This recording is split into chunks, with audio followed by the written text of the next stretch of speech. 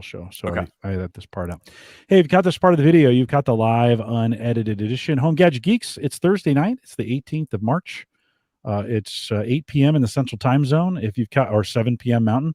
If you've got this any other time than that, you've got the recorded version. That's okay. Hang tight. I know you want a video in 7 minutes. This is not that one. So, but hang tight. We're going to get started here in just a second. If you're part of the live audience, and many of you guys know the routine on this, go ahead and jump in the chat room. If you're on our live page, maybe you're joining us for the first time in our live page, down below Mike down there is actually a link to the YouTube instance. It'll take you to the page that has the chat room. So you can jump in that and leave your questions here. And we do take your questions live. So we'd love to have you do that. Raz, if you want, I didn't tell you this before, but if you want there, you can monitor the chat over on the right there if you choose the comments. You can't comment, but that's okay. We really just want you focusing on the interview anyway. So no worries. We have a chat room. Great. If it's your first time out here, join us in the community. Head out to theaverageguy.tv/live. We are here every Thursday, 8 p.m. Central, 9 Eastern at theaverageguy.tv/live. We'll get that started here in just a second. Thanks for coming out, Joe. I see Joe and Brian. I think I saw Ken a little bit earlier. Guys, thanks for coming out, and we've got a fun one tonight. So you're gonna want to jump in and hang on. We'll give them a few minutes. Raz, do you have? So we oftentimes do a beer pour to get things started. What you got? I'm drinking, but I'm You're drinking water. So I am. Yes. That makes sense, though. This is not even a prop, though. I mean, this is just what I always have in my hand all day long. So we'll ask a little bit about the construction of that thing here in just a second. Mike, what are you doing tonight? What do you got? Just water? Back to the water. Water as well. Gosh. But in a reusable cup. Man, that's good. I feel guilty. Like, okay, so we're finishing up the Snowdrift Vanilla Porter, Leinenkugel's Snowdrift Vanilla Porter, and they just keep coming out of my fridge, Mike. I don't know. I must have bought 1,000 of them because I've been drinking these for a couple months, it feels like, on the show. That's like us and Vanilla Bean. I thought I actually had some more. I was going to do Vanilla Bean tonight from, who is it here that makes that? Nebraska Brewing Company, Nebraska Brewing, yeah. Yeah, and that's been our favorite. We've been going through that like it's going out of style.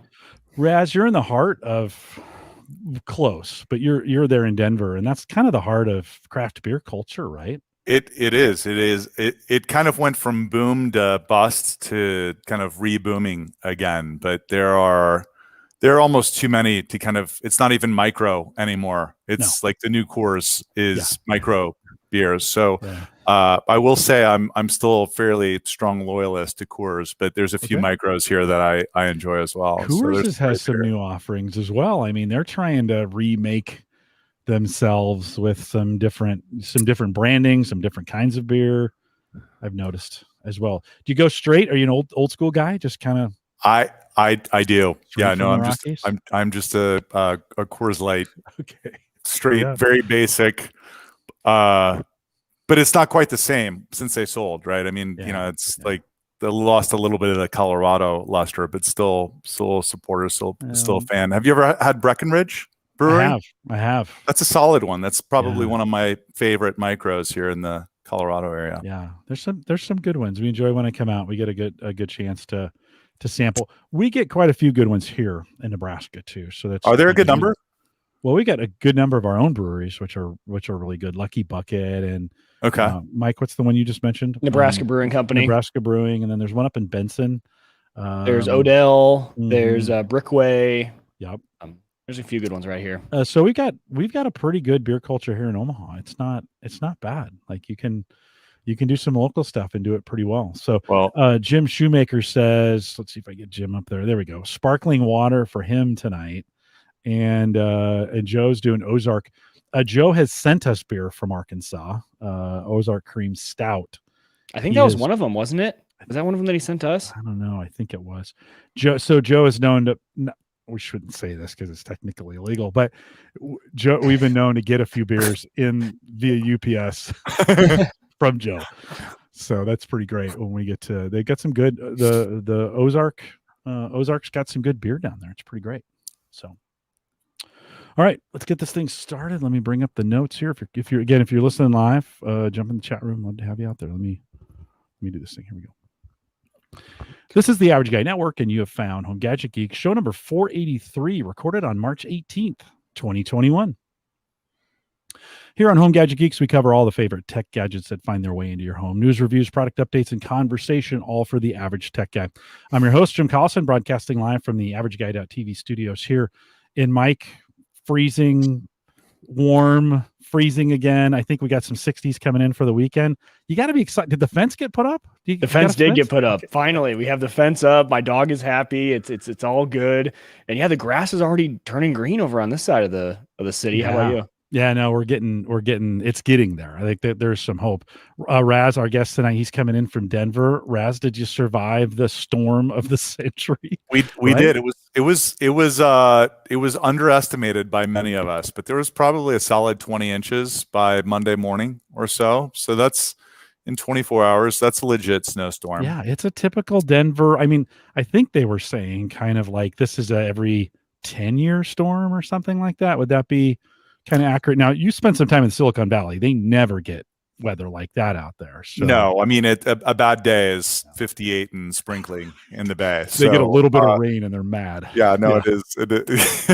That is not as much anymore, given all the drought issues. But for many years, yes, there was a lot of venom around rainy days. So, yeah, this was a rare one. I mean, I've been out in the Denver area for almost 5 years, and I travel a fair amount. I mean, this is the first year that, for like many of us, not traveled a lot. But no, I do not remember a snowstorm like this in the last 5 years. And I think it was probably 10, 15 years ago. I think that's what they said, those 10, like a 10-year storm. But it's gone mostly. It's almost gone. I mean, people running in T-shirts. I saw a guy in a tank top today wearing flip-flops. I mean, this is the weird weather of Colorado, is that 2-3 days later it's summer gear, so it's almost all gone.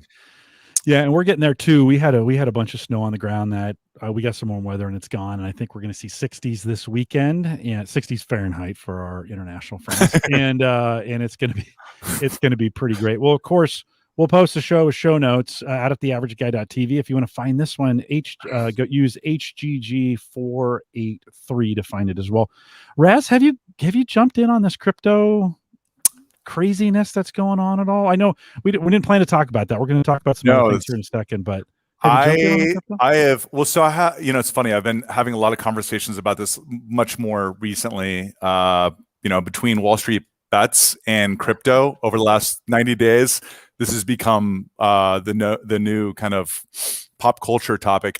I did years ago. You know, I wish I'd kept the shares that I bought in Bitcoin years ago. Of course, I mean, I ended up selling and making what I thought at the time was a lot of money, but it was nothing compared to what I could have made had I had half a dozen shares of Bitcoin today. So I've not really. I have my own personal perspective though on this is one. You know, I just look at it as like straight out gambling because I do not know enough in that arena to really make good bets on that. I mean, if I were to do anything again, I think I would do dollar cost averaging and just do it for the long haul. But two is most of my personal investment is very conservative because what I do in my day job is so high risk in terms of, early stage companies and going through the growth paces. I mean, that's my Bitcoin, so to speak, where I have some control over it, but then I kind of balance my portfolio by buying value stocks and doing pretty boring stuff on the equity side.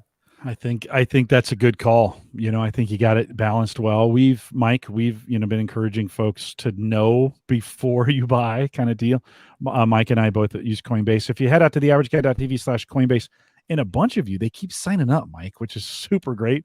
So if you sign up and with your first trade of 100 or more, you get 10 additional. We get 10 additional here, and it works out pretty well. But Raz, I love the way you're approaching this. It's like, and we're going to talk about why your day job is a little risky here in just a second. We think from an investment standpoint.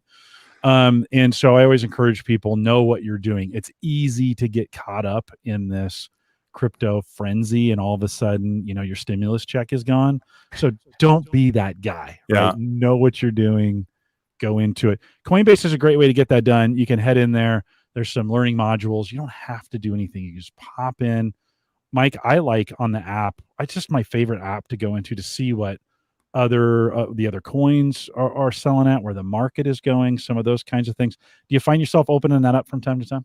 Yeah, I do. And actually, I got into those learning modules you had talked about a while ago, and those are pretty cool. And I think that they had a lot more than the last time I had checked. I think there were about 6 different coins that I did a learning module on to learn their kind of their background. And we've talked about this in the past, Jim. I love learning about all the different, use cases that people are coming up with for crypto and all the different theories and the white papers they're putting behind them and the different algorithms they're using. So it's been a lot of fun. And it's funny you mentioned it because you and I, right before we started the show, I said, Jim, your video and audio is out of sync to me. I hadn't turned off mining on the computer that I'm using right now. So my video card was 100% pegged for mining and not doing a very good job doing the video. Yeah, that'll Figure out do the it. problem. Good thing we caught that. Well, if you want to check it out, theaverageguy.tv/Coinbase, and then a big thanks to our Patreon subscribers as well. Your faithfulness every single month matters to us, and we appreciate you guys scrolling on the screen. Thanks for all you do. And I will be putting together a Patreon meetup for you guys here shortly. And Mike, I owe him a Tesla meetup. Not even a meetup. We're going to do a Tesla roundtable. So get your, if you've bought a Tesla recently or in the last couple of years and you want to talk about it, send me an email, jim@theaverageguy.tv. We'll be scheduling 1 or 2 of these Tesla roundtables as well. All right. Raz from Flow Water is with us. And Raz, thanks for just jumping into the craziness here. You're the CEO and co-founder. Again, why, whenever you say co-founder, that means it's a startup, right? Give us a little bit of the background of what you do and a little bit of background history on the company as well. Yeah, sure. Happy to. So thanks again, Jim and Mike, for having me on the program. It's a lot of fun. And I love the informal approach that you guys take. I've also learned a few things about beer that I've jotted down along the way. So for sharing the knowledge, hopefully I can reciprocate that. So Flow Water is a company that's a mission-based movement that is fully focused on changing the way the world drinks water. And what that means specifically is that our objective is to put an end to single-use plastic water bottles and to also rebuild water infrastructure, basically, to provide the world's best tasting, most trusted drinking water wherever consumers work, rest, and play. So that's the apex summary of the company and our vision and our mission. And there's a lot that goes into it and kind of, well, what does that mean? And why are you doing what you're doing? And what's wrong with bottled water? And should I go drinking it and all that stuff, which I'm sure we'll get into. But effectively what we're trying to do is build the world's first brand of tap water and get people to fall in love with tap water again and to move to a world of uncycling where we don't have to ship water everywhere. Now, beer is a different story. I mean, you do need to ship beer everywhere. That's an essential that's an essential beverage here. So they're going to come to your place with pitchforks and the torches. No, I'm advocating. I'm saying it's very understandable, but and I'm also a pragmatist. I mean, but when you're literally bottling something, you're extracting natural resources out of Fiji, and then you're throwing it in a tanker truck, and then you're spewing CO2 everywhere. And then you're shipping it, CO2 everywhere in these semi trucks, and then it goes to a retailer. I mean, you've literally just, done a 99.9. You've done like the most inefficient un-Tesla. Like anyone that just bought a Tesla, you might as well just like throw 1,000 pounds of jet fuel out if you're drinking bottled water, and that's kind of how insane. That's kind of how insane it is, and so. Our mission is to bring awareness to that in a fun way, in an inspirational way, and to some degree a convicting way, and make something better. That's actually the great Tesla metaphor is, as a former Prius owner, super environmentally conscious, super uncomfortable, super slow, super not cool, right? And I owned one. It's one of the best cars I've ever owned. But I have a Civic Hybrid. So okay, I'm with you. I'm with you. Yeah. But what Elon did that's so brilliant is he took one of the facets of that, and then he made all the other things better. So now like your program is going to be all these people talking about how fast it is in autopilot mode and it's badass, and then they all feel good because they're doing something good for the environment. And that's actually how we're going to shift history, I think, as it relates to water and plastic. Is, well, we can't just tell people what you're doing is bad. We have to provide a better platform, a better solution that they get inspired and excited about.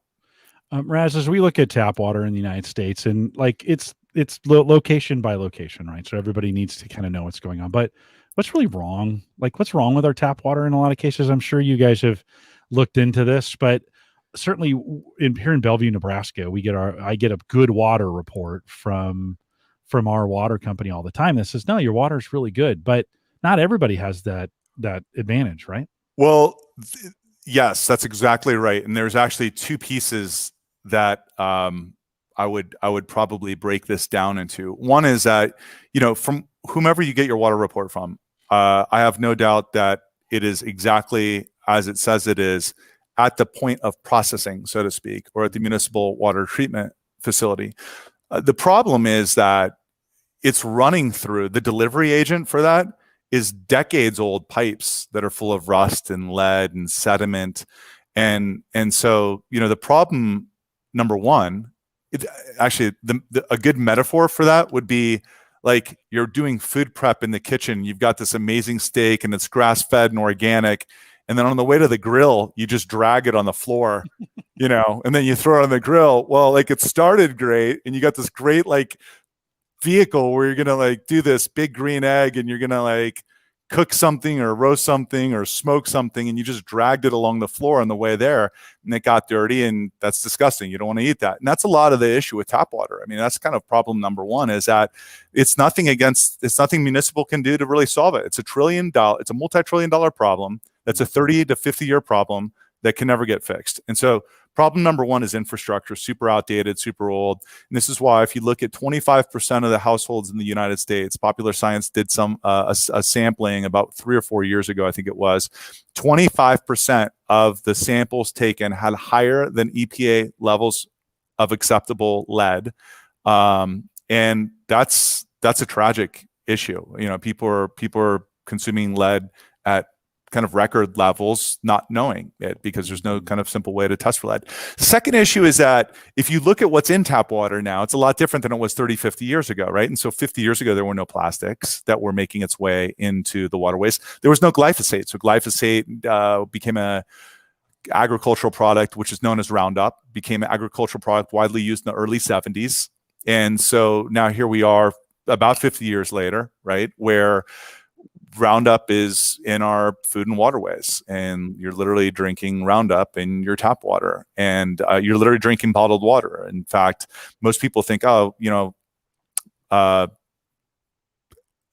is not bad so long as you're not drinking bottled water. And the problem is that we're now all literally drinking bottled water, because the way that plastics degrade is they don't biodegrade, they photodegrade. So one piece turns into 2, 4, 8, 16, 32, 64 until it becomes microplastics under a couple microns, or nanoplastics smaller than that. And now we're drinking it. So the average American drinks 1 credit card worth of plastic, eats or drinks, consumes, but a lot of it is through drinking, and it's not drinking beer, it's drinking water from your tap, for example. 1 credit card worth of plastic every week. So that's a lot like smoking, I think, in the sense that, smoking a cigarette one time, no big deal. Maybe in the right circumstances, is even good for you. That 1 or 2 times, whatever that is for you, a campfire, and you're drinking beers with a bunch of buddies. But, you drink 10,000, you're not going to feel so good, or smoke 10,000, you're not going to feel so good. 100,000, you start to have negative health consequences. And that's just like anything. There's a dose effect to it. And that's the problem with tap water, is tap water has gotten basically degraded so heavily that, I find it, now that I've studied this for 8 years, I find it very, very difficult to drink tap water, but I generally will refuse to drink bottled water, certainly out of a PET bottle. Well, so that's tap. What's the bottled water problem besides it collecting in the oceans? And I mean, that gets high visibility, right? Everybody knows we're dumping that stuff in our oceans. But what's wrong with bottled water? Isn't it clean? I mean, isn't it a cleaner alternative? Well, so it's funny when I talk to people about bottled water. I mean, generally one of the stats that I'll use is there's going to be more plastic than there are fish in the ocean by the year 2050, and everyone is like, oh gosh, it's so sad for the sea turtles and everything. But then they don't do anything. Like they do that while they say that while they're drinking their bottle of water. They're like, that is horrible. And I literally have had this conversation so many times with so many people that I've had people just empathize while drinking bottled water. And when I tell those same people, though, that in over 90% of bottled water, samples that were surveyed by SUNY about 2 years ago in New York, University of New York. Over 300 over 300 microparticulates of plastic per liter of water. So there's a couple of issues with bottled water. One is that it's in 50% of the cases, it's literally tap water bottled at a bottling plant and then shipped to you. So it's like the most insane delivery mechanism that if someone were to draw kind of a line of like the story of bottled water, it would just be this wild squiggly line. Then it ends up back basically, right where the faucet is. And so 50% of bottled water is literally just tap water that's packaged up and sold for 99.9% markup. The second issue, though, is this microplastics issue, right? This microplastics, this is no insignificant issue. And so there are, for example, in cigarettes, in the production of cigarettes, there are about 6,000 known chemicals that go into the production of cigarettes.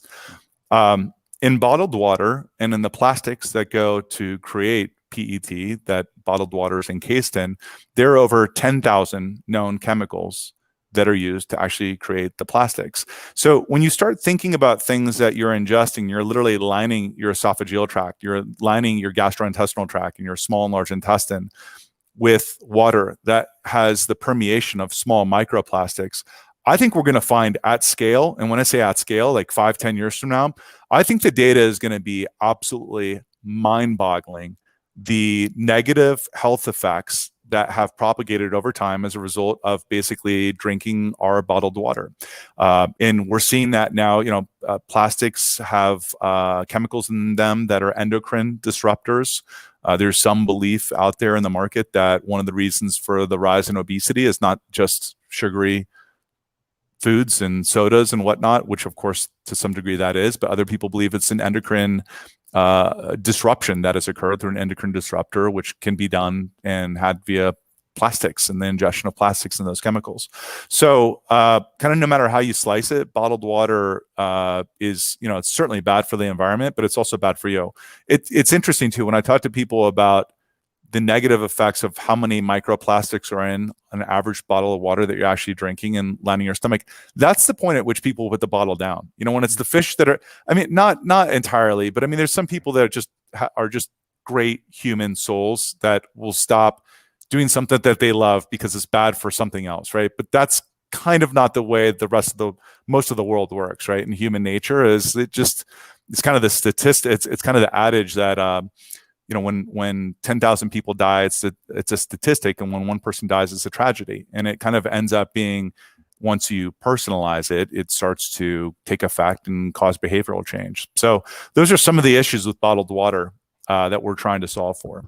All right. And how long has bottled water really been a thing? Or like, how long has it been popular for? Do we know? Do we have enough data there to start seeing some of these stats come in on the effects of it? In terms of what it's doing, the implication of bottled water. Yeah. There's not really. This is, I think this is one of the great greenwashings done by big bottled water in many ways. In fact, if you look at a lot of the great marketing that's done by, I think, some of the world's best marketers, which are people that are marketing a product that has no need, that they're creating desire that elicits a purchase and does something horrible for the environment, they get consumers to pay 99.9% more than it would cost if they just got it out of the tap. So those guys are geniuses. And I think one of the things that does not get explored in those cases until consumers get enough kind of intellectual horsepower around, and just awareness. They have the intellectual horsepower, they just don't have the awareness, or enough studies get commissioned where you start to really look at, well, what are the effects of drinking bottled water over time? What are the effects of microplastics that are in bottled water? Now in our tap water, by the way, there's also over 90, this is an amazing thing to me, is same study done, SUNY, found over 90% of bottled water has over 300 microplastics per liter of water. They actually also found that 90% of tap water samples had the same, over on average 300 microplastics per liter of water. So the reality is that whether you're a smoker or not, you're smoking, kind of. It's like being in a room with 10 people, one smokes, the other 9 don't. But if one person's smoking in the room, 10 people are smoking. And that's the thing, that's the issue with bottled water. And so I think we'll see some of that data come out. There's we're starting to see data around glyphosate and Roundup, and there, if you look at the incidence, I pulled some research and found some stuff that was kind of buried deep in the web, where there was some research that showed the direct proportional increase of the incidence in the use of Roundup and the direct overlay of an increase in renal cancer, testicular cancer, Crohn's disease, and there were half a dozen other diseases and cancers. So I think we'll start to see those corollary match up as it relates to things that are in bottled water and microplastics that we shouldn't be drinking. But there's not a lot of information, not a lot of data on it right now. I did just read an article, though, about a month ago. They're finding microplastics now in it was either or both a pregnant woman's placenta, women's placentas, and or umbilical cords. So I mean, think about that for a second, which is like literally it's making its way into organs in the earliest formation of life. And when we start to play that out and see what happens, I think people are going to be shocked, which is why it's an easy switch. It's an easy, this is not, giving up bottled water is not unlike stopping smoking, which is hard to do. Stopping bottled water is not that hard to do. It's a lot, if you can find a product that you like in place of that, it's just a habit, and it's just one of those things that we have to bring awareness to encourage people to change.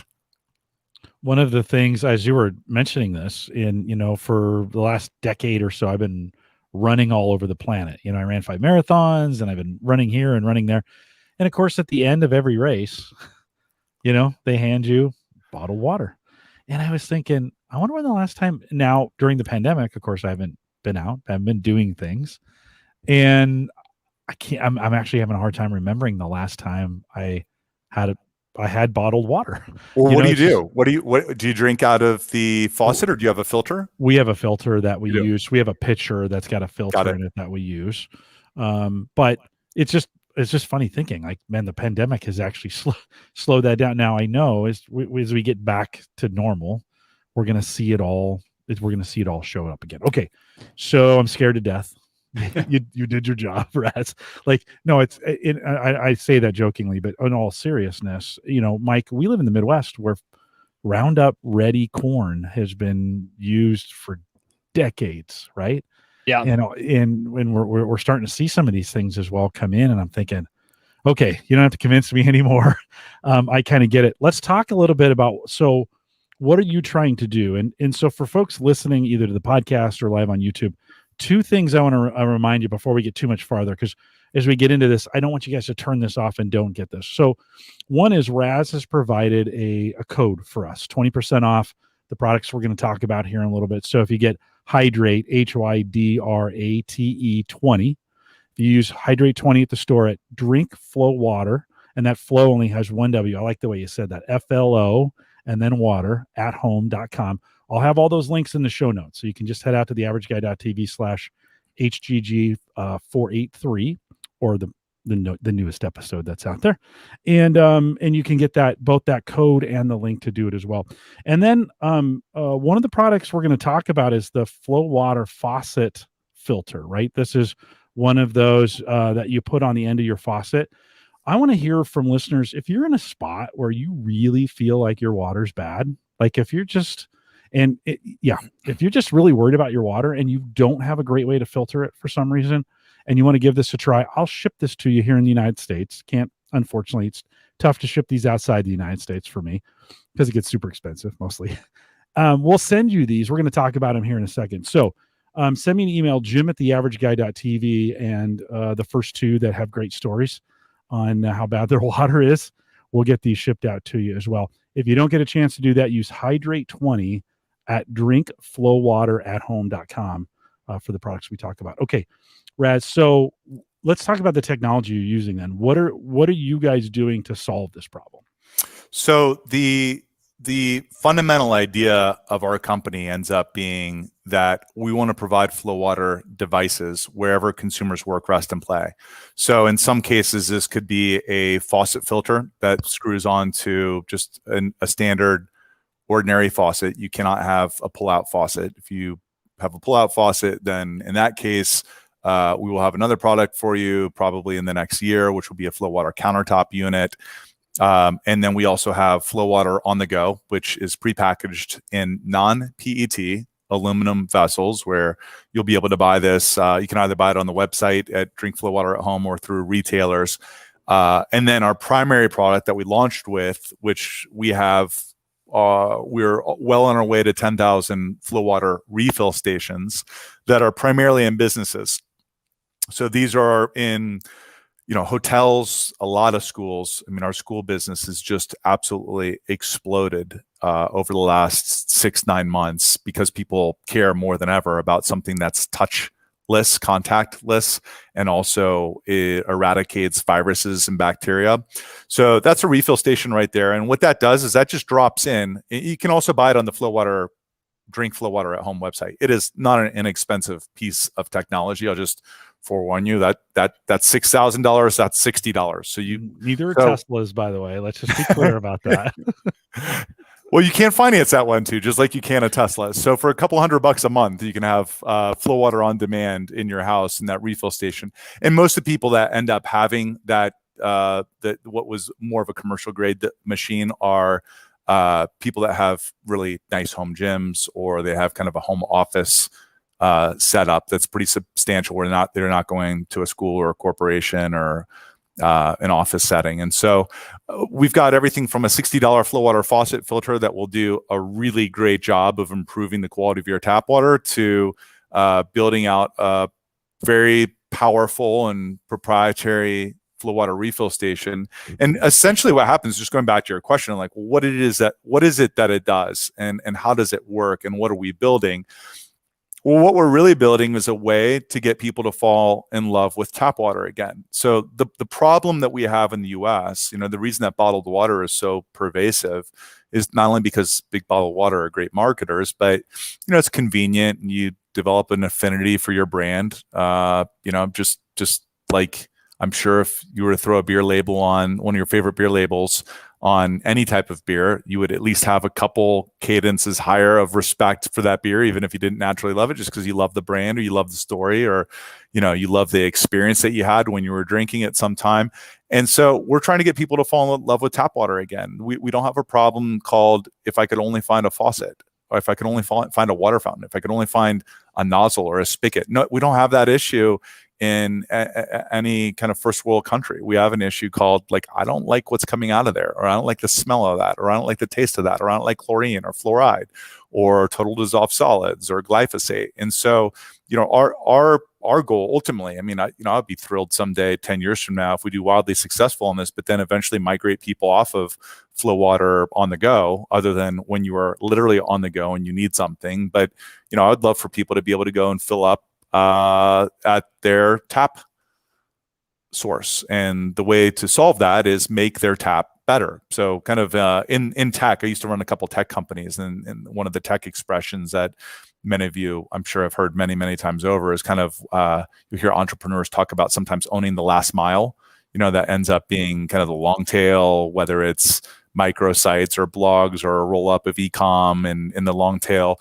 That's kind of, to me, our owning the last mile, kind of using some of my tech background just from a nomenclature perspective, means to us owning the last 6 feet of water line, much in the way that kind of cable companies have now ultimately controlled what's coming in and out of your pipes in your homes, and will someday in the next 5, 10, 15 years have a lot more control over what you see and what in kind of a Facebook-like way of serving up content. That's ultimately the goal in the home and in businesses and in schools, but to do it in kind of a utopian environment, in a way that gets everyone access to clean drinking water that they can trust. Part of our, kind of end with this, but a part of our entire existence is to democratize water. This company is founded on the fundamental belief that everybody deserves access to clean drinking water that they can trust. And so that's what we're after. And we're doing that with those products that I mentioned. Raz, I use a pitcher that's got a filter in the center of it in the top. How are you guys different, or is it the same? Am I okay using one of those? Well, yes, absolutely.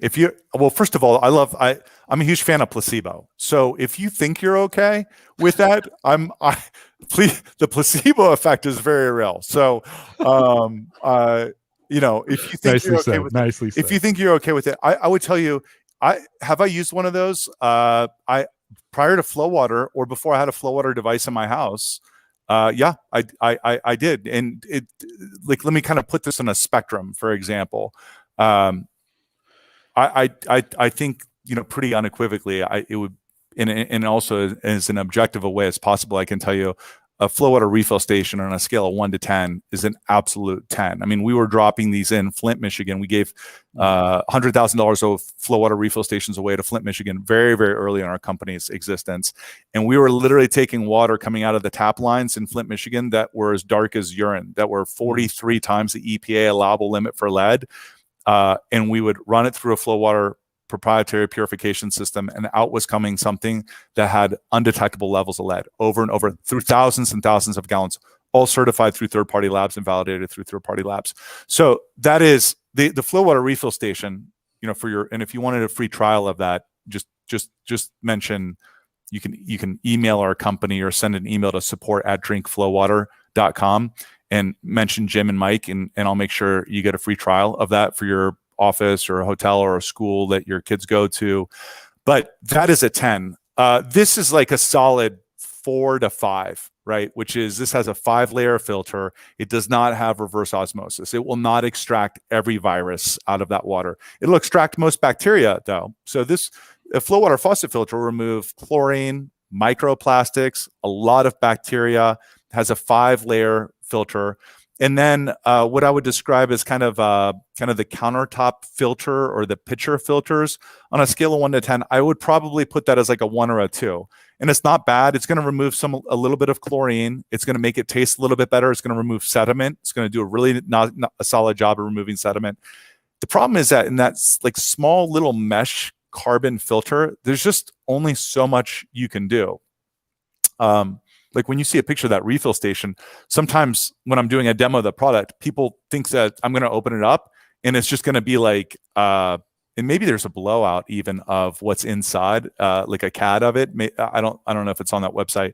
I think sometimes people just think that there's like a hose just going into that, and then you open it up and then it's just dispensing out like a water fountain, because that's what you see in a water fountain. It's like basically a water fountain has a tap water line and it's going through a very small filter and it's going out. That thing is like plowed full of technology. I mean, there's 7 different layers of technology that are in those refill stations: a SETI carb filter, remineralization, alkalinity, an actual ozone generation machine that's shooting O3 throughout the machine 4 times a day so that it sanitizes and purifies the tank.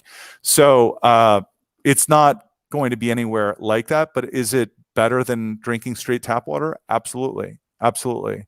And does it make your tap water safer? Yeah, it does. So if you like it and you love that product, I would say, gosh, encourage you to keep using it. I will tell you, in the next year, we are going to, this kind of Tesla of water, if I can use that, it always makes me cringe when you get some dude from San Francisco that's like, oh, we're the Airbnb of this and the Tesla of that and the Apple of that. But I will say Tesla was a lot of inspiration for this company, which is, well, how do you reimagine water? And I would love someday to, a year from now, come back on this and do maybe kind of a flow water recap, kind of like a Tesla recap once we have the flow water countertop units. Mm-hmm. So we will have kind of the Tesla of water for your counter, which will get you guys some machines as well, which will be a great replacement someday for your pitcher filter. Yeah, well, I'm not necessarily in love with it. We do it as kind of a defense against it to get whatever we like. We like our water here in Bellevue, but now I'm scared to death. I'm not even gonna touch it anymore. I'm gonna close my mouth when I'm taking a shower. Not really. I'm just kind of joking. But what kind of, and I know you mentioned the word proprietary a couple times, but we got a bunch of gadget nerds on this. So you mentioned a few of the technologies that's in this, but is there anything, when you think about like how cool is this from a gadget standpoint? I mean, this thing is really doing some incredible stuff to the water before it comes out of its, the spigot for you to get it, right?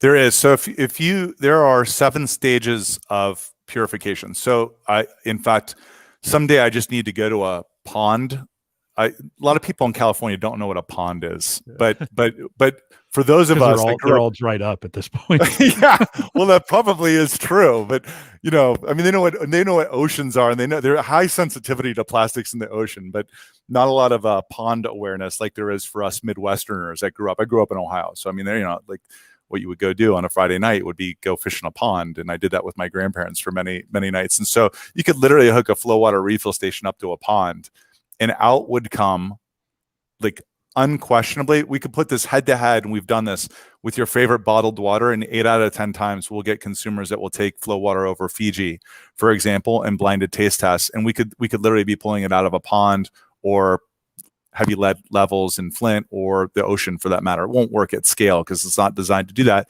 But going back to the question, the way that works is through kind of the power of this purification system. And so carbon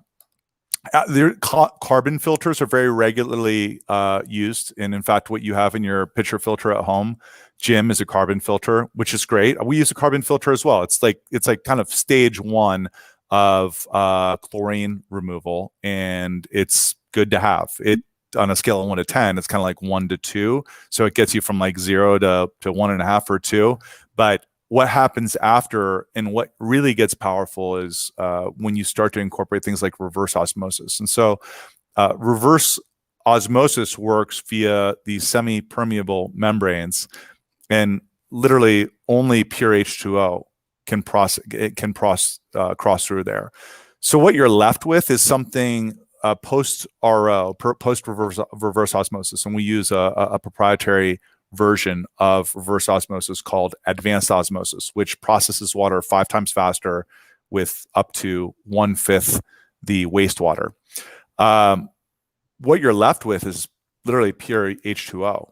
I mean, it's as close as you can get to distilled water using a system like ours, advanced osmosis, without it actually being distilled water. And so when you see kind of what happens, and like the geek part of me gets excited about that, when you're sitting in Flint, Michigan, and you see water that's the first draw out of and I wish I had a photo. Next time I'll know which props to bring visually, but no worries. it literally looks like urine, that first draw. And when you can see something that actually extracts all of those impurities in the water, it is something that's pretty easy to geek out on. But what most or some people don't know is you don't want to be drinking distilled water. Have you ever consumed? I mean, have you ever drank distilled water? I have. It tastes weird, right? I mean, does. It's like there's something missing, right? The minerals. Like exactly. It's the minerals that are there's literally something missing in them. Yeah. And so it doesn't have any sodium, potassium, calcium, and magnesium. And so what our system does is go through in a proprietary way, remineralizes the water with 4 electrolytes that are needed not only for taste but also for hydration. And then there's an alkaline filter in there as well, which will actually increase the alkalinity by up to 1.5 pH. And then there's a final finishing filter, which what we use are these coconut husks.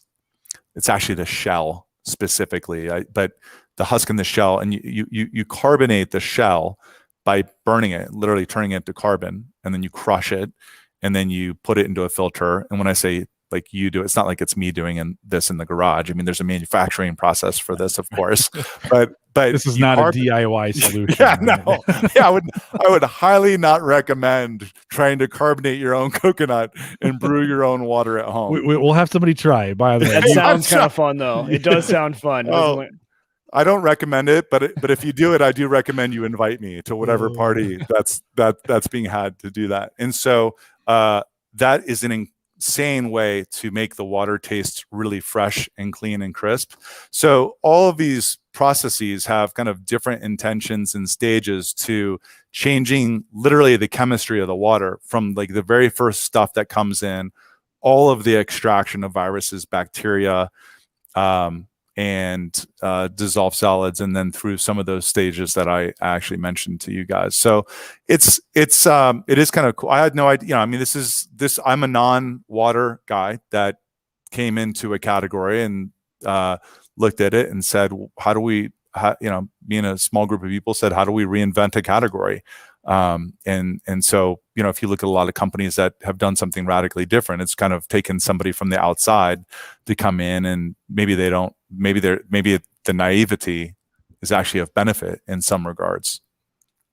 So on that filtration, then, how much of that is in the tap water version of what you guys?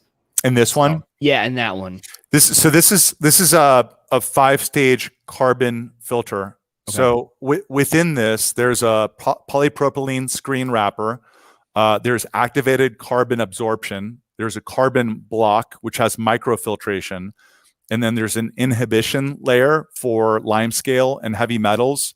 And then there's a strainer mesh. So there are some pieces that are specific to just this that are actually a lot heavier duty as it relates to kind of this carbon block, the mesh, because that's all you can really do in a smaller device like this that would go onto a faucet filter at home, for example. So this does an amazing job of eradicating chlorine, super fast fills, and for $60 one time, and then very infrequent filter replacements thereafter, you're getting something that's really close to bottled water on tap with this product.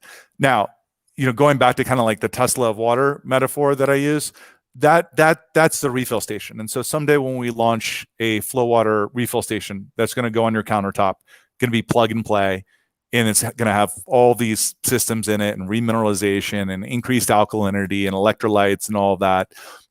That'll probably be close to $1,000 machine that will be available again sometime roughly in about a year. So the idea is to basically just make a miniaturized version of that super commercial grade flow water refill station for the home. And ultimately, I mean, going back to the whole focus of our company, which is this is a mission to change the way the world drinks water and to provide flow water wherever consumers work, rest, and play. So having an option for people that have $60 is an important thing for us to do, even if it's not kind of the full effect version. And then, for those people that can afford it, mostly it's businesses that are leasing this for $125 a month.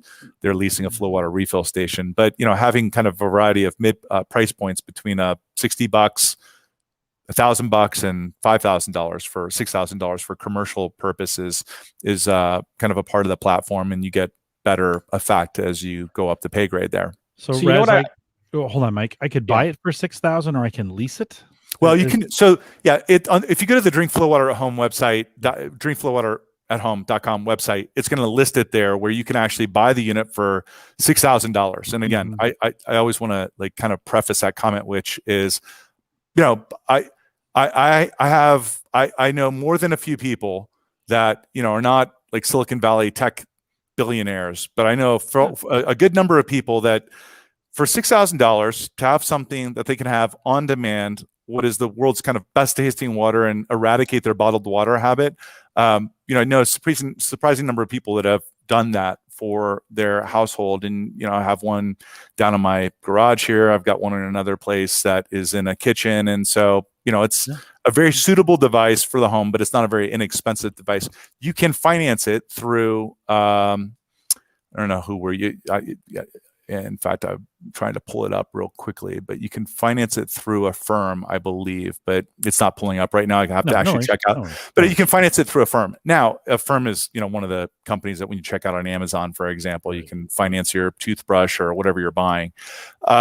We do with businesses, though, we have different lease terms. So rather than selling the units to them, often what we'll do with businesses is we'll lease the product to them. So they can lease it for $4 a day.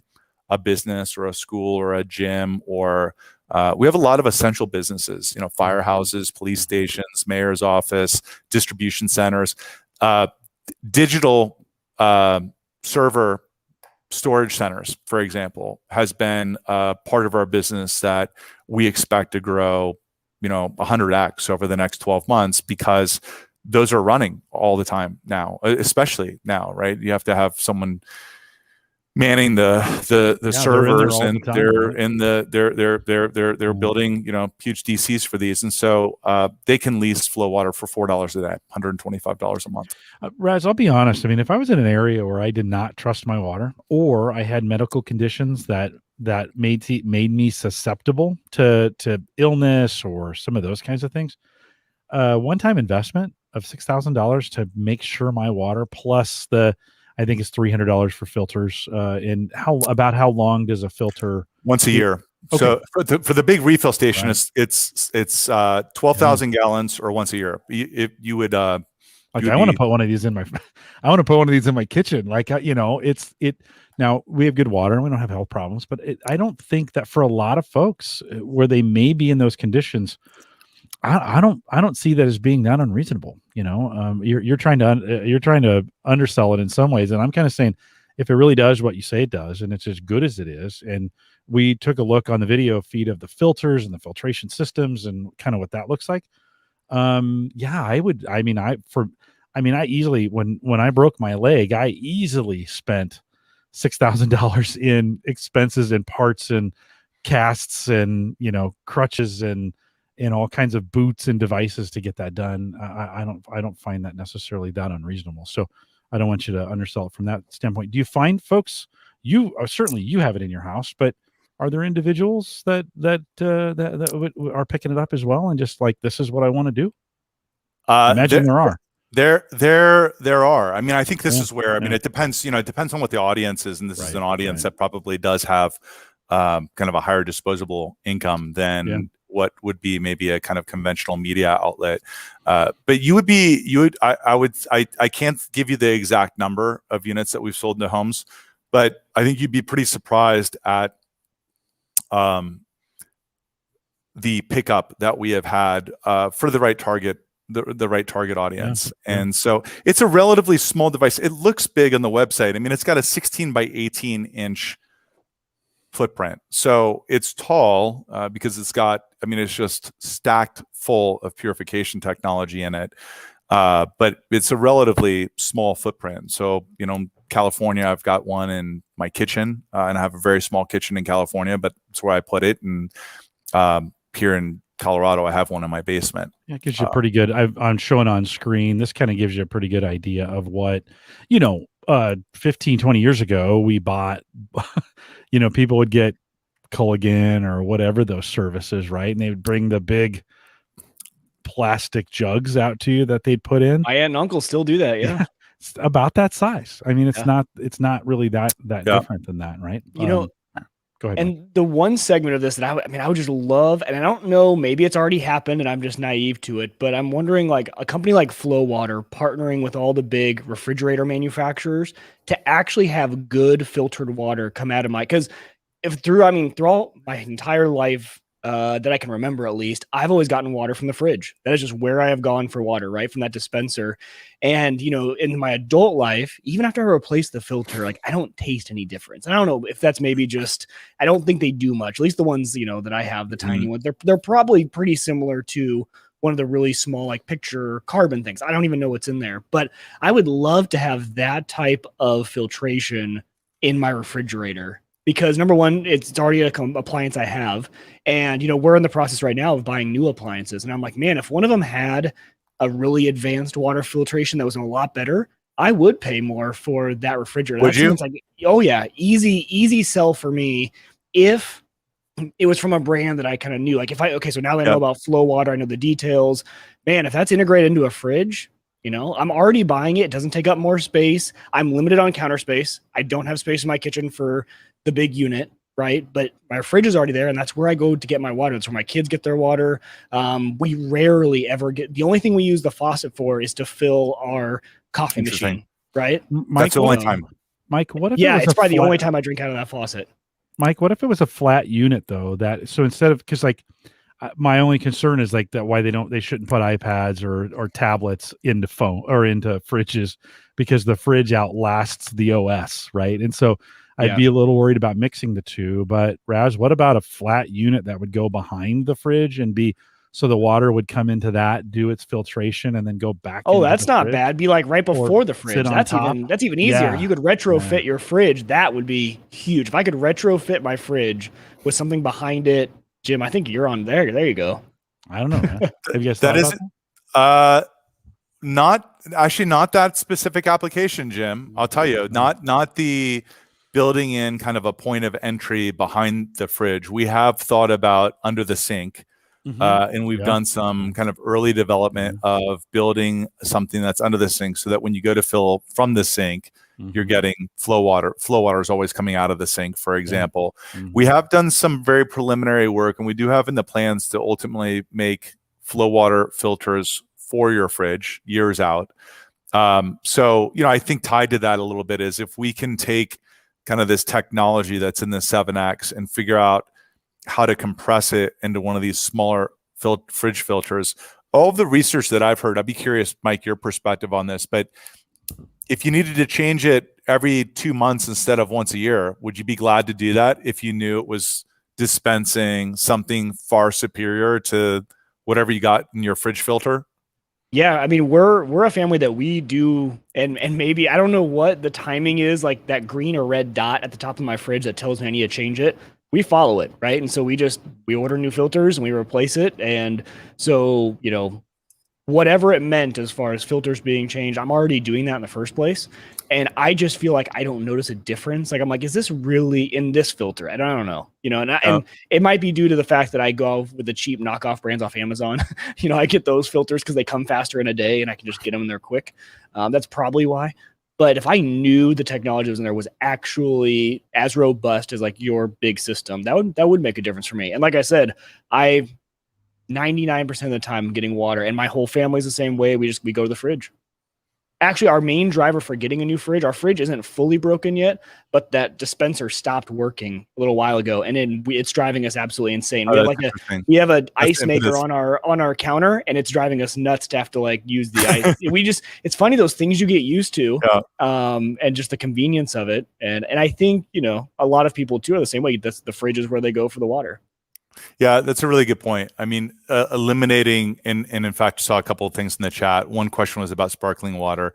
We don't yet do sparkling water, but part of the reason for that is it's complicated to actually do an insane purification process and add sparkling into it. It's really easy to take crummy water and make it carbonated. And then it's hard to go through a super purification system and then also carbonate it as well. So that's one. Two is that the process of carbonation also makes the water more alkaline. So one of the things that we're thinking through is how do we make sure that we kind of keep the alkalinity component of a carbonated water. It's one of the reasons why carbonated water is not necessarily so great for your teeth. I like it as well, but it's not so great for your teeth because of the more acidic nature to it. So that's something that we have in the dev queue. In fact, I have a product dev meeting tomorrow. So I'm making notes along the way of, hey, like we should make sure that we just keep surfacing these items. And then there was one other thing that I was going to go back to. Oh, someone mentioned clean ice as well. That would be huge, yeah. Mike, I mean, your point about the friction, though, it's no joke. I mean, this is where, you could look at like sometimes we'll go in and we'll talk to someone that's like the CFO of a company, and they've got these water coolers, these black box water coolers, and they'll be like, look, like, like I pay $70 a month for this. Like, who cares? All water is the same. Like, you can fill up a cup. And at the same time, they're also kvetching about how much bottled water or soda or coffee that they're going through, that they're providing to their employees just as an amenity. They're just grabbing and going. And when you actually dig into the research on it and you ask a consumer, well, hey, why don't you just use that like old school black box water cooler? We've all seen them. They're like literally black boxes, and it has like a push button, right, for hot and cold. People don't use them because they're slow and they're made for cups. So if, like, for example, early in this business, I would go to Google, which is right down the road from where we started the company. I would go to Google and I would just sit there. I mean, I got a pass. I didn't just show up at Google and sneak in, but just like you guys don't violate interstate rules and ship beer to each other. Of course. Collectible cans. Right. Collectible cans. I saw that comment.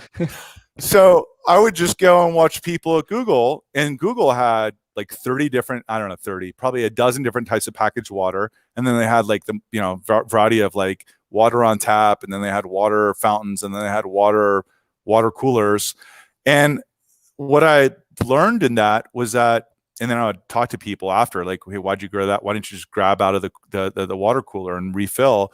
And they're like, oh, it takes too long. It takes like 35 seconds to fill my vessel, and I'm not going to wait 35 seconds. And, those little pieces of friction. So like when we talk about how do we solve for things that change consumer behavior, talking about like friction and the impetus to get a new fridge and the friction of like filling up an ice maker, right? Well, it's kind of amazing how many places, and you all see this. I mean, if you're in IT or you're in tech, fraction of a second on a checkout page could be the difference between a great take rate and a horrible take rate, right? So we look at ways of how do we remove friction and make things easier. So for example, that flow water refill station you see right there has a preset fill size button. You hit a 750 ml, your bottle will be filled in under 10 seconds. And it will be on demand. You will never have any latency. We could do 50 back-to-back fills, which is why every ounce of that space inside there is being utilized. But some of it is creating a cool brand around it that people remember and they like and they trust. It's a little bit like the beer label. I mean, not to like tie all this back, but so many parallels between what beer has done for packaging and labeling and branding and story and affinity translate into water in many ways. But then it's also, it's also how easy do you make it? Like, how do you eliminate the things that are super annoying that cause you not to use something? And a water fountain's the same way. People didn't like water fountains before the pandemic. Now they're absolutely disgusting. Like I have yet to see a water fountain not taped off post pandemic. And that's one of the areas our business is exploding, of course, is anywhere there was a water fountain. If you want to have something that's touchless, we have a foot pedal that goes on these, as well as a very inexpensive add-on where you don't have to touch anything. You just put the bottle under. And we also have a sensor that we're going to be launching later this year as well. So now, yeah, Raz, I think we're gadget guys. You should have voice integration in that with it as well. Hey, fill my bottle, or give me 50 ounces of water. We're working with Microsoft. Microsoft. We're actually working with Microsoft and Azure Sphere. Oh, good. For an IoT connected device. And so that's going to go in the product development meeting tomorrow, good. Jim. Yeah. The topic called self-directing what you want filled. Right. Yeah, because post-pandemic, people don't even want to touch anything. It's funny, and I've gone in a couple times in the last couple weeks we're trying to slowly restart our office, and like everybody's just hands in their pockets, like 6 feet from each other, kind of walking around, like, and then people are going through doors with their shoulders, and we have the foot things on the doors, so you don't even have to touch it. Nobody wants to touch anything. And so it's funny, we couldn't get anybody to clean the kitchen pre-pandemic, and now when everybody's done, they're wiping everything down. Like, I don't know how long that's going to last, but man, I think that'd be a great thing to just say, hey, flow water, give me 50 ounces of water, and the thing just, that'd be and I think there's especially for your different segments of your market, right? But for probably some of the higher disposable income markets, I think convenience and aesthetics, right? Like, make it super convenient, make it something I can tell all my friends the really cool stuff that's in my, water thing, right? Because like, those types of people, like, you want to like talk about it, right? You want to talk about, ooh, taste this water, it's really good. And then aesthetics, right? I want this to blend right in. I almost don't want to notice it's there, but it have it be there. At least that's, if you ship me one, I'll put it right here. No, just kidding. But I think those are the types of things. And so like when you mentioned the under the sink one, because my faucet's the one you mentioned doesn't have a screw top, right? So I can't put it there. But under the sink, convenient. It's just there whenever I turn it on, and the aesthetics are great, right? And the approval factor from the wife is high because she doesn't even notice anything. So like all of those, I think are great. I'm excited to see your countertop model too. It'll be interesting. Yeah, it's going to be a fun project. We're actually going to do we're debating, kind of going back to the cool factor comment. I hosted kind of company-wide an ideation session yesterday. Normally we just do a monthly huddle, and there's an agenda and there's speakers, and which is all fine. I mean, sometimes I'm the speaker, which I'm sure is annoying after years of hearing, me speak. So yesterday what we did was something a little different. We shook it up and really kind of came up with an ideation session. One of the ideas that came up a couple of times, which I thought was so good, was kind of doing artist rendition series of like flow waterizing your countertop or flow waterizing your refill station. So like those polycarbonate panels that are on there, we also have white ones. We also have charcoal ones that are really muted, so it kind of fits in decor. But several people came up with this cool idea of, well, like, hey, let's go commission like, maybe pick your favorite genre of artists and go create something so that it has like a little bit of extra kind of sex appeal to it. Yeah. And same for the countertop unit at home. So we're looking into some of those things. So I think you nailed it though, is the convenience, the aesthetics, the way that we kind of break it down is trust and taste. So like that's from the water perspective, but then when you get it into the consumer household, like what is the brand have to represent? World's best tasting water, world's most trusted water, just over and over again. That's what we resonate. But then once you get into the home in particular, convenience aesthets, you're exactly right. Totally agree with that. I'd love to see, again, since we're ideating here with some ideas, we always like to see the difference it's making. So like the water coming in and the water coming out, I get some kind of like metric. Hey, it purified it this much, or something along those lines, because we're all data nerds. Like we obsess about space on hard drives and how many gigahertz the processor is and how much RAM that I have. So it'd be interesting to have some, to think through, because I always think, man, I'd love to know, because that's a bragging point, right? That's well, like, it's that counter right? that you see that's like, how many bottles of water has this water fountain saved? Oh, have you seen that counter on those things? Like I see them all the time. And I think that's super cool. Like at Creighton, where I went to college, they have those all over campus. And this fountain alone has saved this many water bottles from ending up in landfills. I always thought that was a cool little metric. We're metric people here. Yeah. No, this audience obsesses about that. Oh, we lost him. Shoot, he'll come back here in just a second. Mike, while we're getting Raz back, just a reminder, Hydrate 20, it's on the video right down at the bottom. Hydrate 20, all one word there. And the address is drinkflowwaterathome.com. Raz, we lost you for just a second, but we ran the promo for you down below there on the video while you were gone. Hopefully we'll get your video and audio back. Are you back with us? Can you hear us?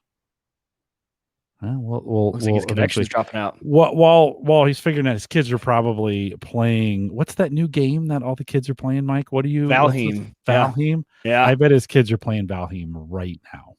I bet that's what's happening.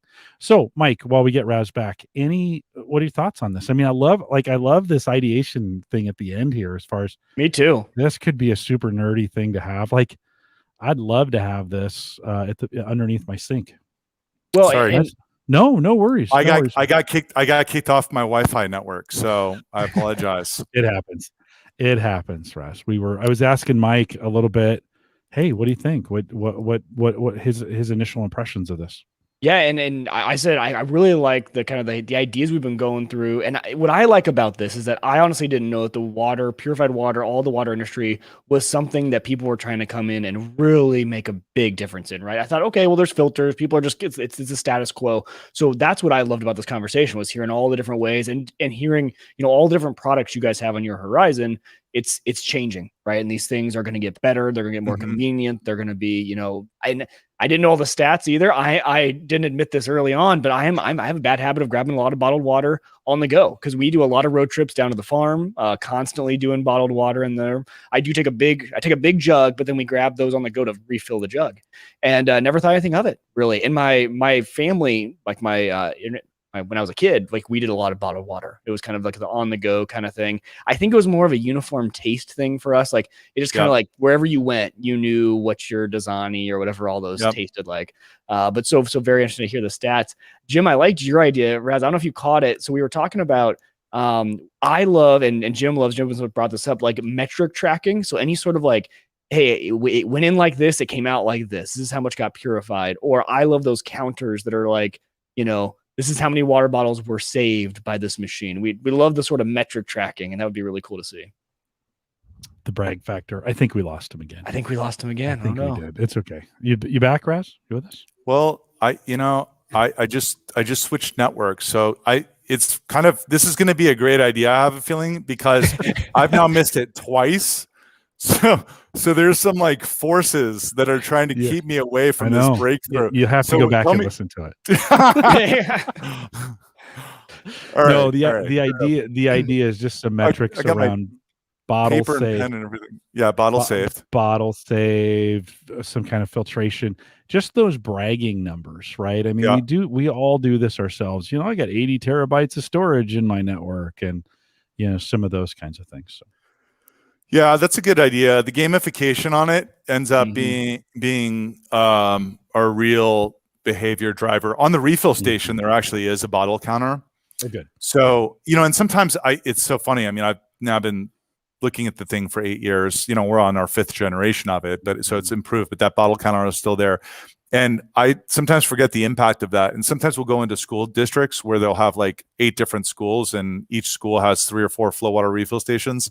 And they've kind of created their own competition where they're like trying to save the number of bottles or drink more water. This is why, like, what I've got 2 daughters that are 17 and 19. So my daughters Royce and Zoe were 10 and 11.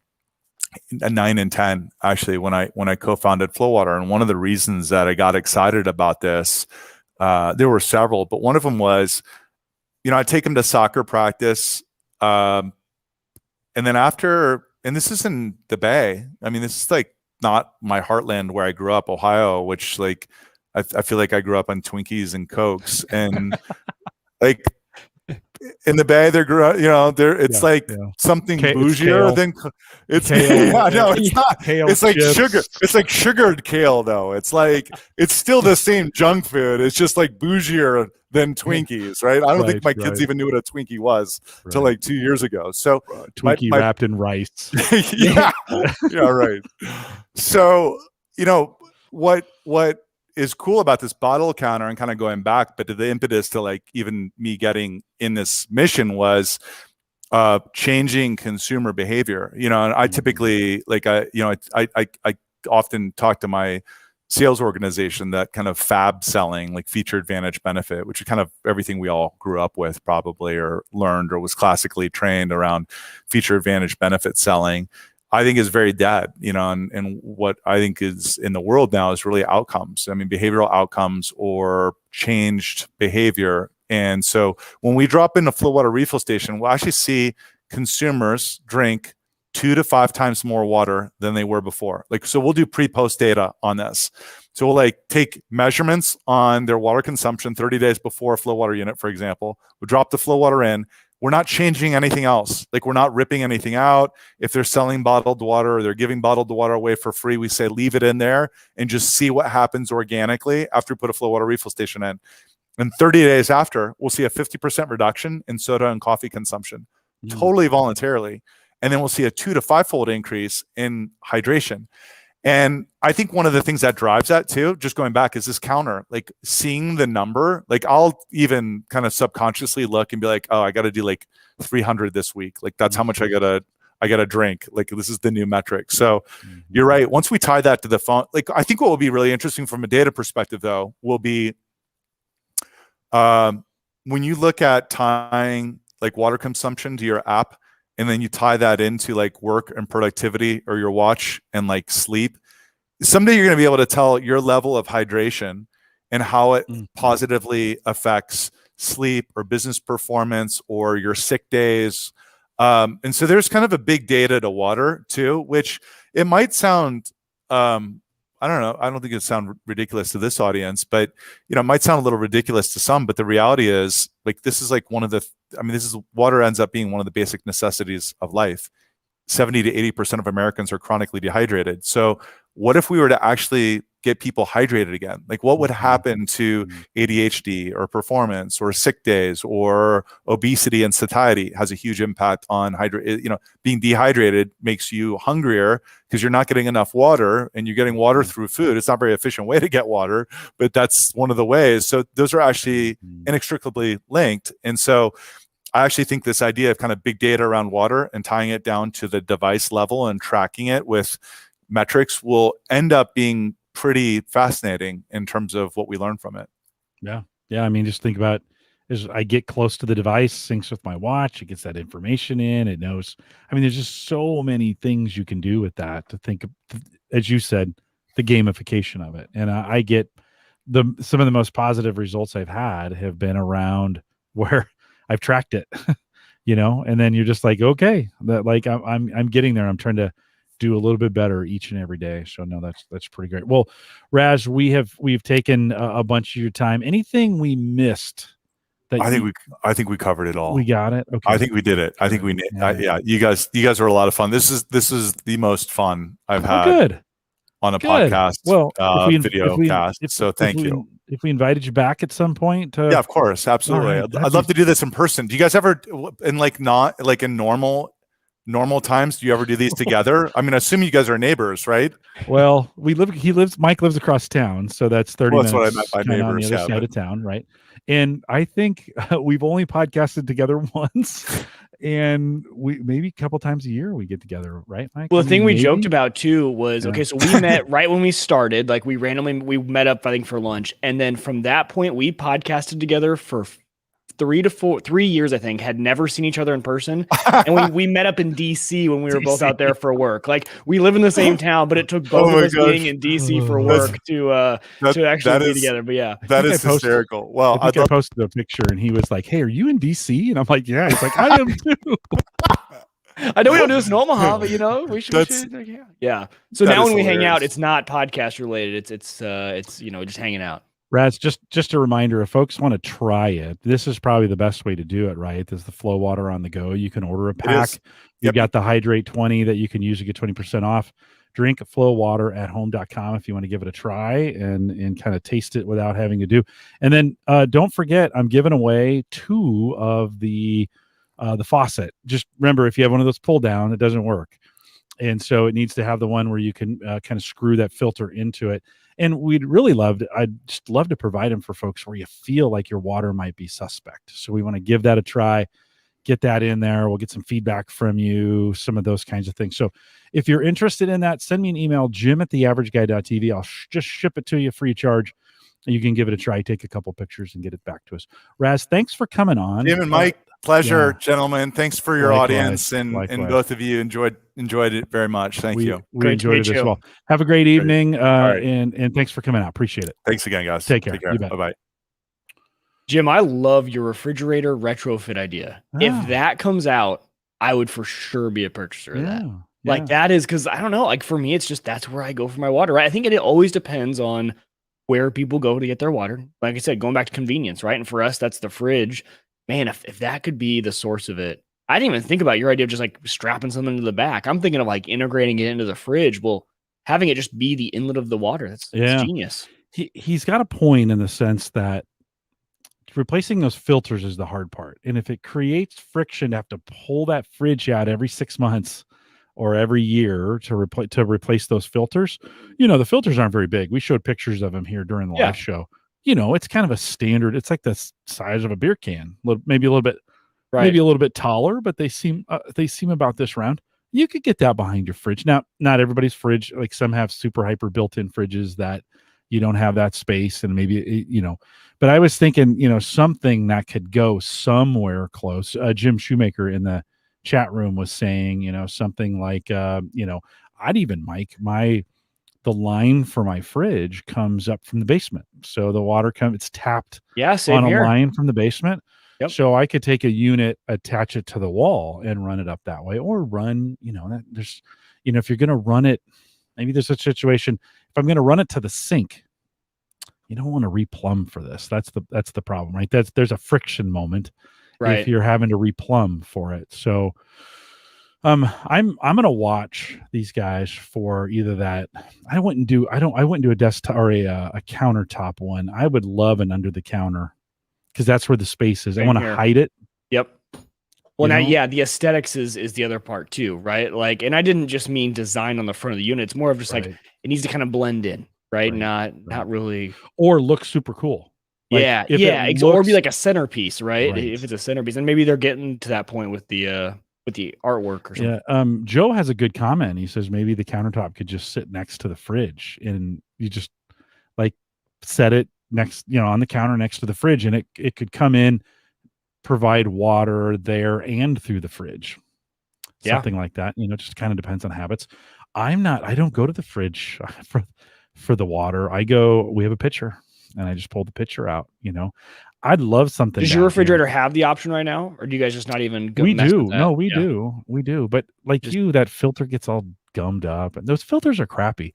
That's what I was saying. So like, if they could even Retro. break into retrofit, or even better, like go Yeah. all out and try and get into the assembly line of the LGs and the Whirlpool, whoever, I don't know what other brands make. I can't imagine there's that many sizes to those filters. To mine looks like a car oil filter.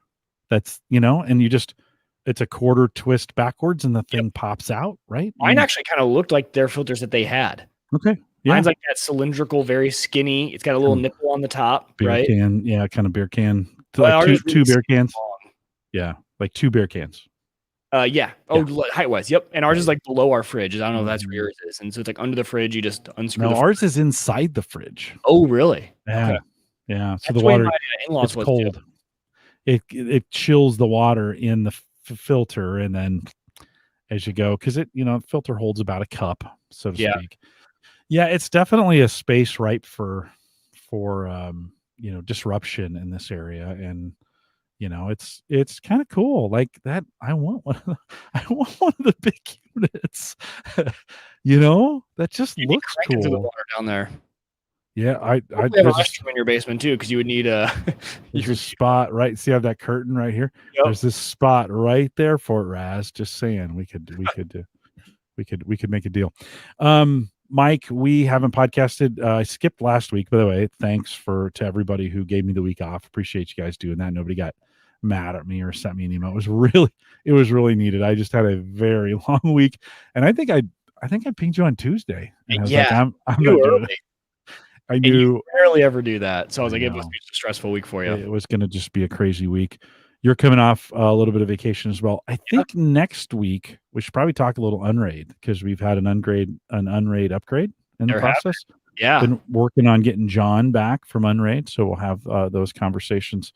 I'm sure we got a bunch of any other gadget stuff, any new stuff that you've tried over the last couple of weeks, or not gadgets, but we have been. It's actually pretty fun. I posted it out in the Discord, and a few people joined. We started just a fun little Valheim server. So let's talk about that, because my kids are all into that. Let's talk about it. No, next week. Next week. Yeah, we'll talk about it next week. But just if you want to go out to the Discord, you can get the invite if you already know what we're talking about. Otherwise, we'll talk about that more next week. But we do have our own dedicated server that's hosted on my Unraid box. Nice. Yeah. So theaverageguy.tv/Discord, if you want to get that information there. Some really good conversations going on this week. I apologize. I have not been able to keep up with many of them, but you guys don't seem to care. It seems like they're going on just fine. So I love it. It's like, just awesome conversation. Because I'm the same way. I've been extremely busy. I have even my own personal Discord I've been neglectful of. So yeah, well, we're going to talk about it in the future. I've gone from the Cybertruck to the Series 3 to now the Y. Really? That's where you're settling? That's well, I don't know. We'll see.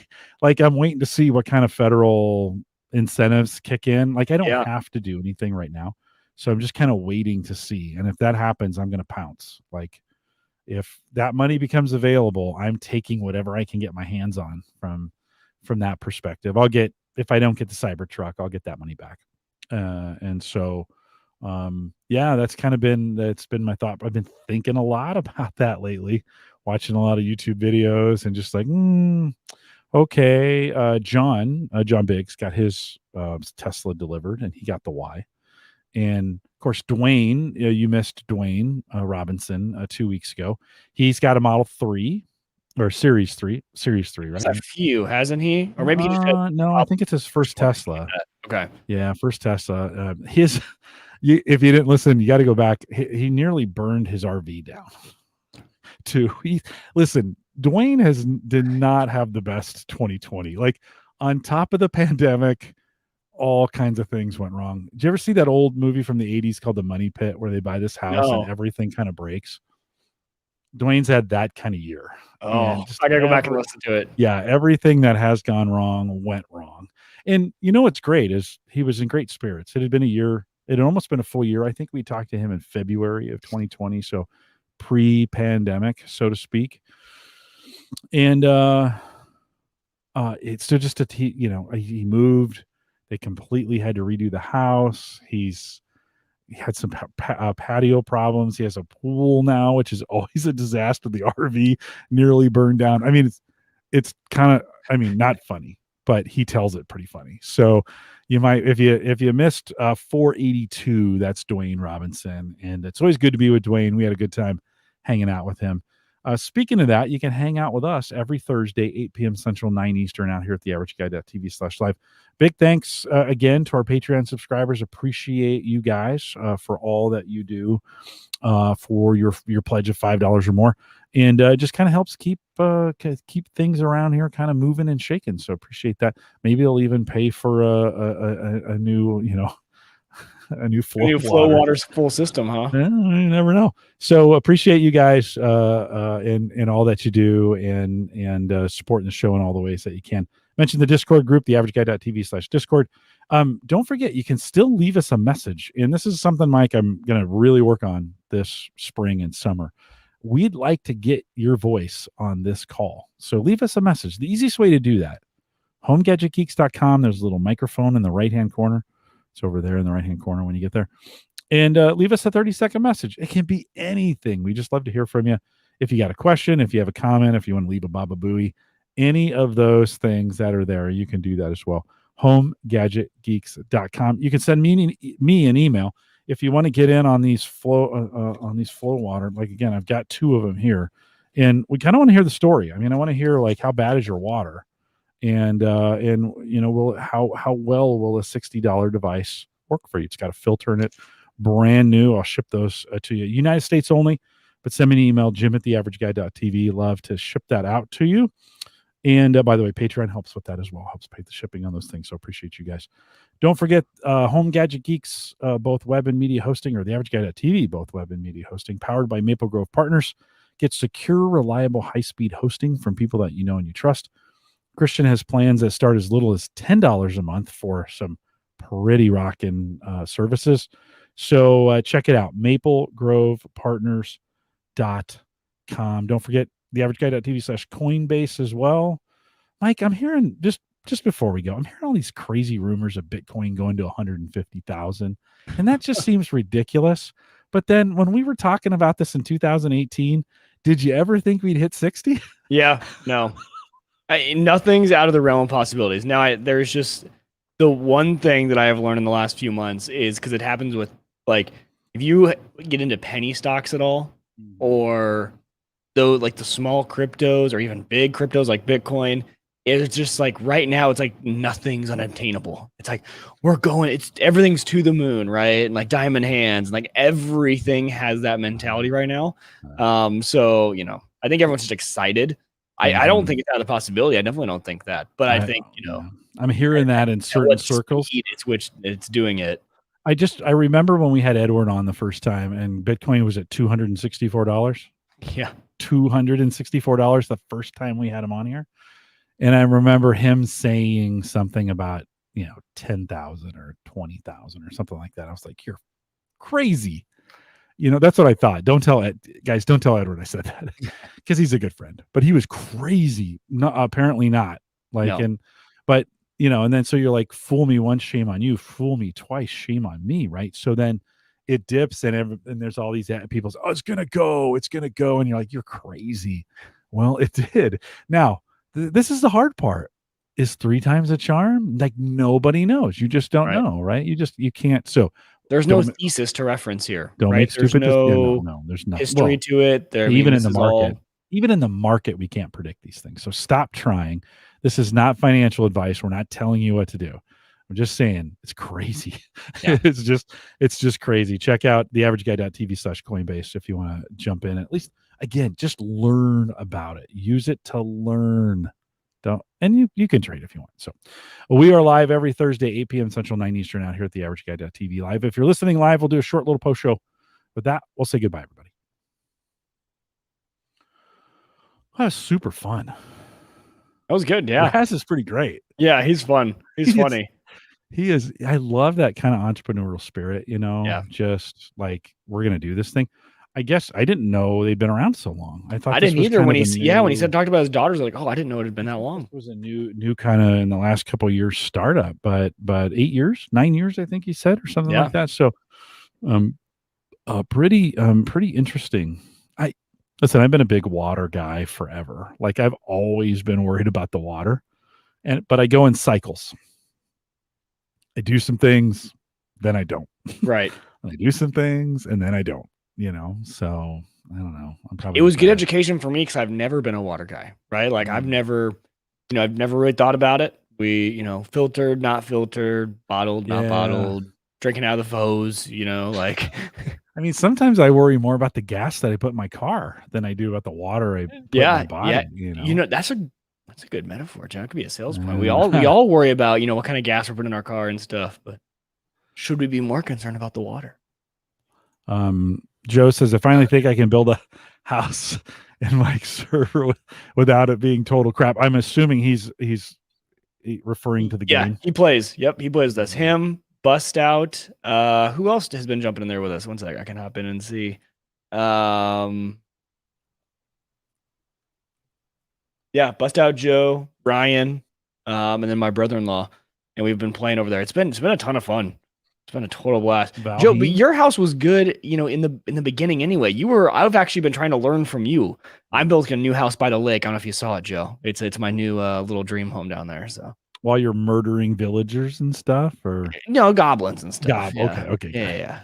Because it's Viking style, right? It's Vikings. Well, yeah, but it's Vikings, but you don't kill any. There's no other people in the game. Right. I think they do have a PvP version to it where you can like kill each other. Yeah, but usually it's just you against the world. It's a lot. It's a very relaxing game. You're mining a lot of you're going and getting rocks to build your house and planting gardens. I'm like designing my house. I even showed my wife. She did not like. She thought I was such a nerd. I'm like, come look at our dream home. I built this by the lake. Like here's the accents. Here's where we drink our coffee on the balcony. And it's just fun. Hannah now, Michael. Yeah, this is not real, right? Well, for that first week, I'm a casual gamer to the extent of I maybe play 2 hours a week, 3 hours a week if I'm lucky. Right when I get time to play some Call of Duty, it's usually like my go-to. I had I think 25 hours in the first week in this game. Wow. Like it's just one of those you can just sit and like all of a sudden you look up and it's like 2 a.m. Like, oh, I've been sitting here since 9 p.m. and it's a lot of fun. I can see why your kids like it. They do. And although I have noticed they've been playing less of it. Have they? Or at least Tim has. Yeah, he was playing a ton of it a couple weeks ago. And then he did start school.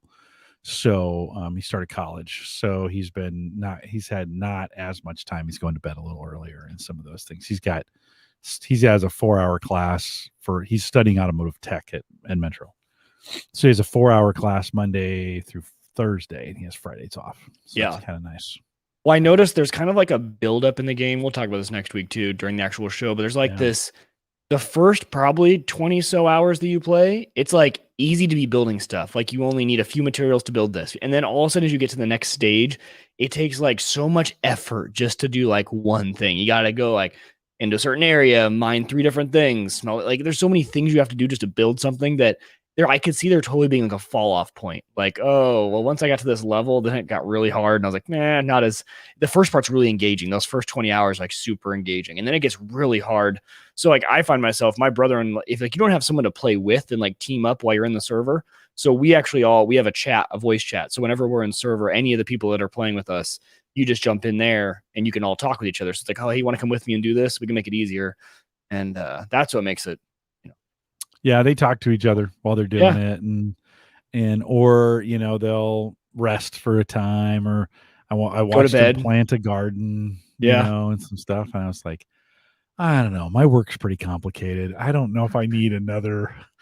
I feel like Jimmy would be actually the one game that you would just love. You'd be like, oh, this is kind of nice. I don't know, Mike. I don't know. I've been probably the last thing you need. Well, I've been working with Ken on this Chia. This storage coin type thing, where we're using hard drive space, like Burst and like what was the other one? Saya. Very similar, very different in a lot of ways. But there's a whole bunch of plotting. You know, I've been plotting hard drives since like October. So there was like checking them, tracking them, spreadsheeting them, put them together. I finally got it wrapped up 2 weeks ago, maybe. And then and this is a first for me. The blockchain starts tomorrow at 7 Pacific.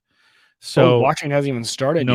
no, it's been a series of tests. They've been testing. They think they'll have about 80 or 90 petabytes of total storage in the network, which is just ridiculous. It's just stupid.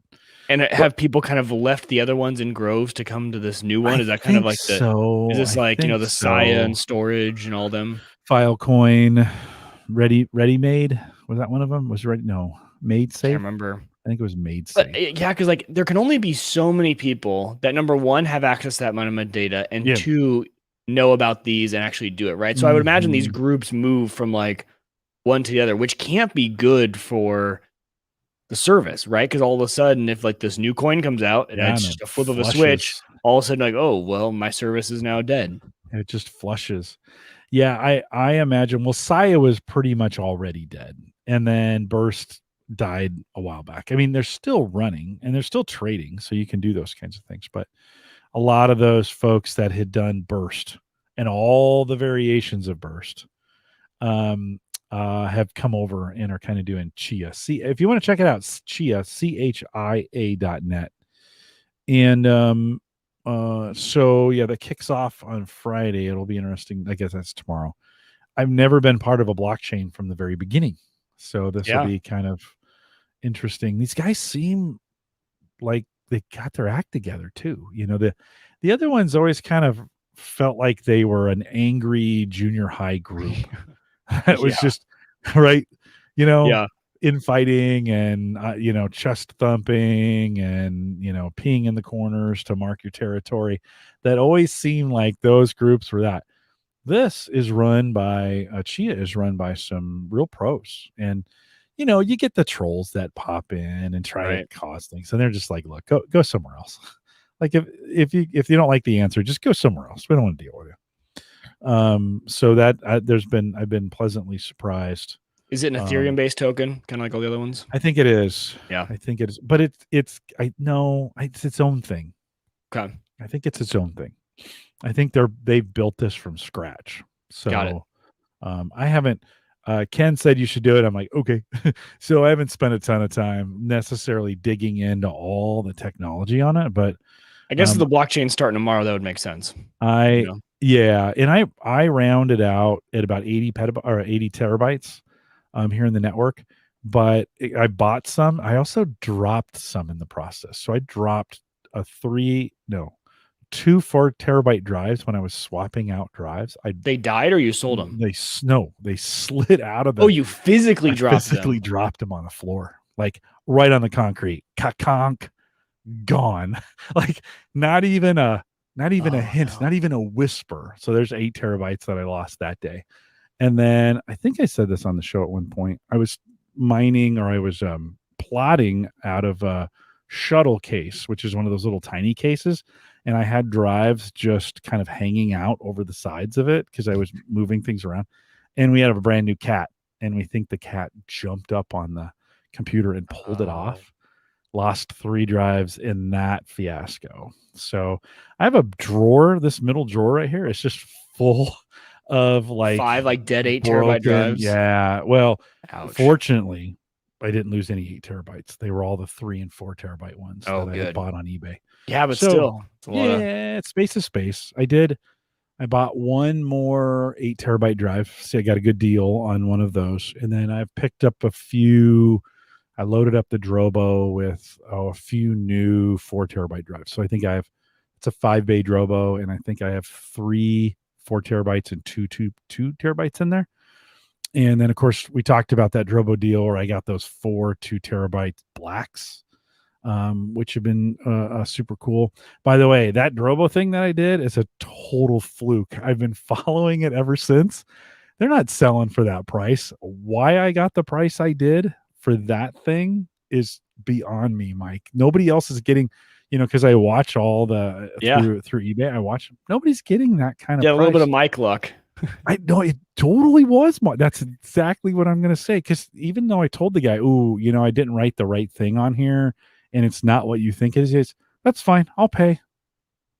Okay, like I'm just trying to be honest, and he's like, "Yeah, that's fine. That's fine." There's no Drobo selling for that price right now that I got for it, so it's just it's kind of bizarre world. So, anyways, guys, if you're coming out live tonight, thanks for staying around.